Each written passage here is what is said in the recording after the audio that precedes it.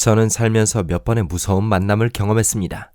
이게 제가 늙었다는 것을 의미하는지 아니면 그저 소름 끼치는 우연인지 확실하진 않지만 이건 여전히 저를 소름 끼치게 합니다. 80년대 초반 제가 8살이었을 때 저희 가족은 미주리 뒷동네에 사는 삼촌을 방문했습니다. 그는 큰 땅을 가지고 있었고 마을 사람들은 모두 친척들이었습니다. 사람들은 아무도 문 밖에 있을 일이 없었습니다. 아무도 문을 잠그지 않는다는 뜻이죠. 왜냐하면 친척들은 항상 이런저런 이유로 서로를 방문했기 때문입니다. 우리가 그곳에 있던 어느 날 밤 부모님과 이모와 삼촌은 볼링을 치러 근처 마을로 가기로 결정했습니다. 11살과 12살인 오빠들과 6살, 14살짜리 사촌들과 저는 집에 있었습니다.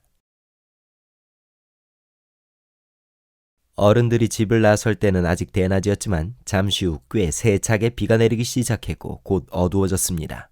우리는 주로 어두운 집에서 숨바꼭질을 하곤 했습니다. 하지만 우리는 그것을 똑똑하게도 뱀파이어라고 불렀습니다. 거실 바닥에는 얇고 작은 매트리스가 있었고 밤에 아이들 몇 명이 누워 자던 매트리스를 우린 관이라고 부르며 술래는 자정까지 카운트다운을 하곤 했습니다. 자정이 되면 술래는 아이들을 찾으러 출발했고 아이들은 잡히기 전에 관으로 돌아가려고 했습니다. 그 집은 시골에 있었기 때문에 밤에는 칠흑같이 어두웠죠. 눈앞에서 손을 흔들어도 볼 수 없을 정도였습니다. 이게 의미하는 것은 첫째, 뱀파이어가 어디를 보고 있는지 알 수 없다는 것이었고 그렇기 때문에 여러분은 그저 도망칠 수밖에 없고 둘째, 만약 여러분이 극도로 게으르다면 여러분이 관 옆에 거실에 숨어있다가 빨리 기지로 돌아갈 수 있다는 것이었습니다. 벤, 제 11살짜리 남동생은 술래였고 평범한 카운트다운을 하고 있었습니다. 6피트 정도 떨어진 곳에 숨어 있었죠. 숫자를 세고 있을 때 번개가 번쩍번쩍 쳤습니다. 이미 거실 창문을 보고 있었는지 번개가 저를 쳐다보게 했는지 모르겠지만 번개의 역광으로 창문에 얼굴을 기대고 있는 한 남자가 보였습니다. 그는 마치 들여다보려는 것처럼 양손을 얼굴 양쪽에 대고 있었고 전형적인 괴짜 같아 보였어요. 묵직한 수염, 앙상한 턱수염 등 말이죠. 저는 제 몸의 모든 머리카락이 곤두서는 것을 느낄 수 있었죠. 즉시 저는 제가 본 것을 보지 못했다고 스스로를 설득하기 시작했습니다. 하지만 벤은 단호하게 속삭였죠. 누군가 여기 숨어있는 것 같아. 가만히 있어. 저는 나 여기 있어. 번개가 또 쳤죠. 크리스토는 여전히 거기 있었지만 더 이상 창문을 보려고 하지 않았고 대신 그는 지금 현관 쪽을 보고 있었습니다. 벤과 저는 다음에 무슨 일이 일어날지 즉시 알아챘죠. 크리스토는 아마도 정문에서 5피트 밖에 떨어져 있지 않았던 그 자리에 서 있었고 벤도 같은 거리였지만 벤과 문 사이에는 소파가 있었습니다. 크리스토가 손잡이를 붙잡았고 벤은 소파 위로 뛰어올라 문을 바로 잠궜습니다. 이 시점에서 벤은 크리프스터에게 사람들이 집에 있다는 것을 알리는 것이 최선이라고 판단한 것 같았습니다. 왜냐하면 그는 현관에 불을 켜고 나서 집안의 모든 불을 켜기 시작했기 때문이죠. 이상하게 들리겠지만 너무 무서워서 당황할 수가 없었어요. 그런 말을 했음에도 불구하고 저는 벤이 무엇을 해야 할지 알고 저에게 말해줄 것이라고 전적으로 믿고 있었습니다. 그는 제게 다른 문들을 잠그라고 말했고 다른 모든 사람들이 나와서 창문을 모두 잠그라고 소리쳤습니다. 솔직히 다음 몇 분 동안 제 머릿속은 흐릿했습니다. 저는 지금까지의 모든 것을 아주 분명하게 기억합니다. 마지막은 아주 분명하게 기억하지만 중간은 덜 분명합니다. 저는 제가 옆문을 잠근 다음 집 뒤에 있는 미닫이 유리문을 잠근 것을 압니다. 우리가 몇 년 동안 그것에 대해 이야기했을 때 어떤 사람들은 우리가 그를 뒷문에서 본 것을 기억하죠. 하지만 기억이 나지 않아요. 제가 분명히 기억하는 것은 미닫이 유리문을 잠그고 얼어붙은 채로 서 있었던 것, 그리고 침착하지만 단호한 목소리로 벤이 말하는 걸 들었던 것 뿐입니다. 커튼을 닫아! 내 말을 들어! 커튼을 닫으라고! 네, 맞아요. 벤은 그 부분을 기억할 수 없었고 저는 단지 저의 두려움과 벤의 목소리가 생각날 뿐입니다. 그래서 저는 제가 뒷마당에서 크리스토를 봤는지 아닌지 확신할 수 없었죠. 우리는 경찰을 부르려고 했지만 이모와 삼촌은 바보 같은 파티라인을 가지고 있었고 그것은 작동하지 않았어요. 폭풍 때문이든 아니면 그걸 누가 사용하고 있던지 말이죠. 정확히 말하자면 그들은 제가 바티라인을 가지고 있는 유일한 사람이었기 때문에 이것은 저에게도 정상은 아니었지만 여러분 중 그것이 무엇인지 모르는 사람들에게도 정말로 효과가 있을 겁니다. 시골에서는 거리에 있는 많은 사람들이 실제로 전화선을 공유합니다.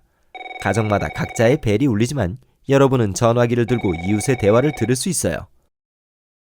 우린 또한 삼촌의 CB 라디오로 도움을 요청하려고 했지만 아무도 연락할 수 없었습니다. 삼촌은 사냥꾼이라 방에 소총이 가득 든 총거리가 있었는데 큰 사촌이 외지로 사냥 여행을 가서 소총을 가지고 갔죠. 우리가 찾을 수 있었던 것은 진짜 소총처럼 생긴 비비총뿐이었습니다.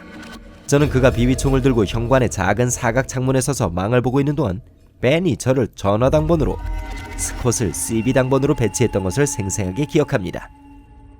아마도 30분 후에 벤이 말했습니다. 그가 돌아왔어! 그가 차도로 올라오고 있어!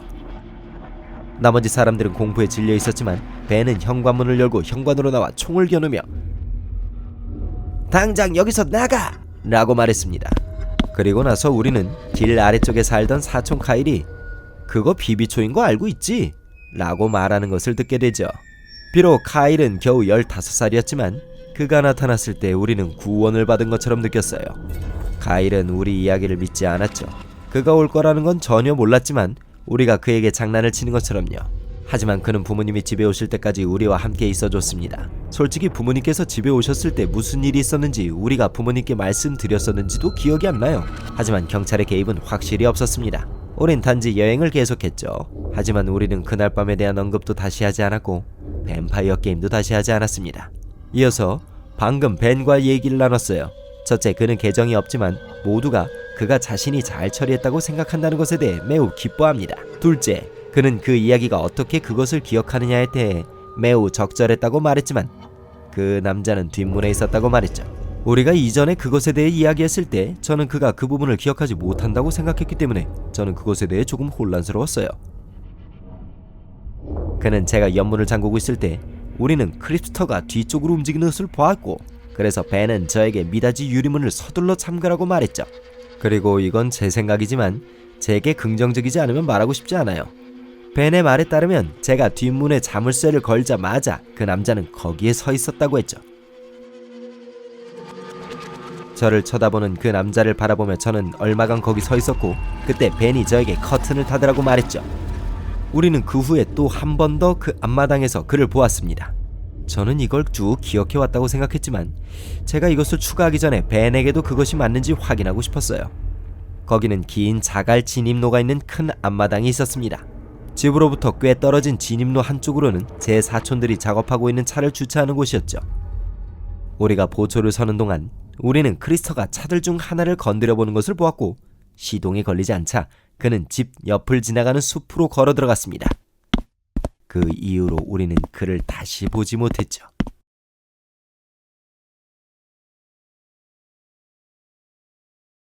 몇 년 전 저는 남자친구와 함께 저희 마을의 비교적 외딴 지역으로 이사를 했어요. 우리는 집 뒤에 숲과 개울 그리고 일반적인 나무들로 이루어진 작은 땅을 갖고 있었죠. 저는 매일 개를 데리고 산책을 나갔는데 어느 날 노숙자가 사는 야영지처럼 보이는 것을 발견했어요. 거기에는 막대기로 가득 찬 바구니가 있었고 장작, 매트리스, 방수포로 사용됐다고 생각되는 담요가 있었죠. 비교적 잘 보관되고 있는 것 같아서 누군가가 거기에서 노숙을 하고 있는 거라고 생각하고 다른 방향으로 가서 그곳에 다시는 가지 않기로 했습니다. 저는 제 남자친구에게 그날 제가 본 것에 대해 이야기했고 우리는 이 사람을 결국 쫓아내기 위해 우리가 무엇을 해야 할지 고민하고 있었습니다.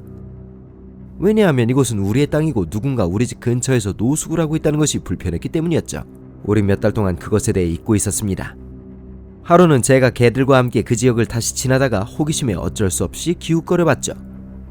저는 한 번 더 같은 모습을 봤습니다. 훨씬 더 관리되지 않은 채 남은 음식들이 몇 개 있었고 나머지 불들은 꺼져 있었어요.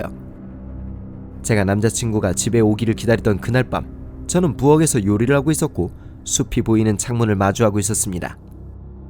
순간 나무 옆에 사람이 서 있는 걸 본 것 같았는데 너무 어두웠고 시력이 너무 나빠서 오버해서 생각하지 않으려고 했죠. 하지만 그 후 저는 생각하기 시작했습니다. 우리의 집과 사유지는 울타리가 쳐져 있었고 제가 오늘 다시 본 그 작은 야영지는 제 자신을 놀라게 했으니까요. 그곳에 머물렀던 사람일까요? 누군가 그럴 줄은 알았지만 그 사람이 맞다면 자기 모습을 드러내고 싶지 않을 것 같았어요. 요리를 하면서 고민도 하고 안 좋은 생각들을 하며 주위를 계속 둘러봤지만 아무도 보이지 않았기 때문에 단지 저의 불안과 저의 지나친 생각이었으면 좋겠다고 생각했습니다.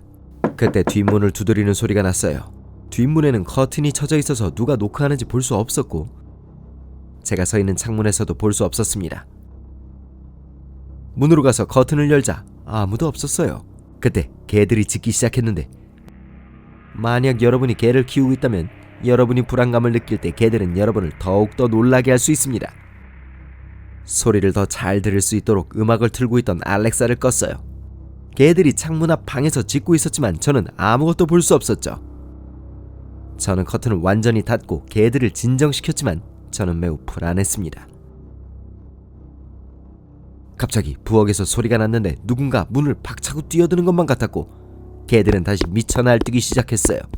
저는 그들을 쫓아갔습니다. 문은 계속 요란하게 움직였고 누군가 들어오려 하고 있었고 커튼을 받치고 있던 장대가 떨어졌어요.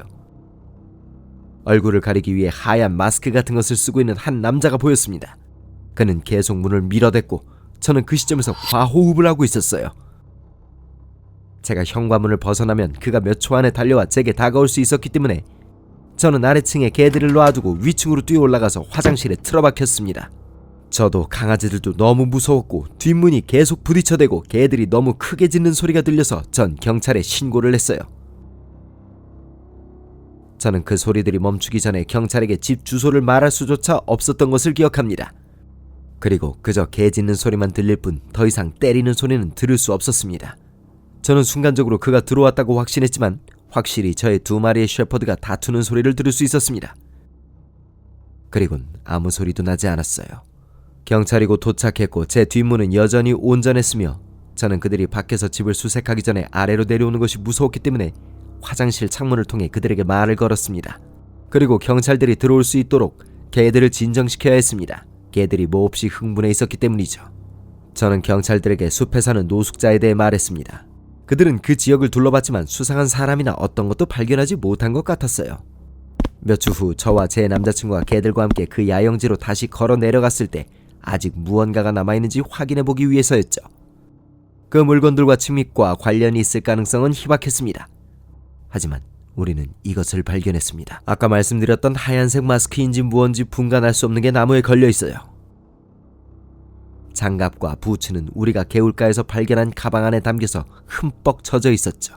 그날 밤 경찰이 수색했을 때 분명히 이 모든 것은 거기 없었어요.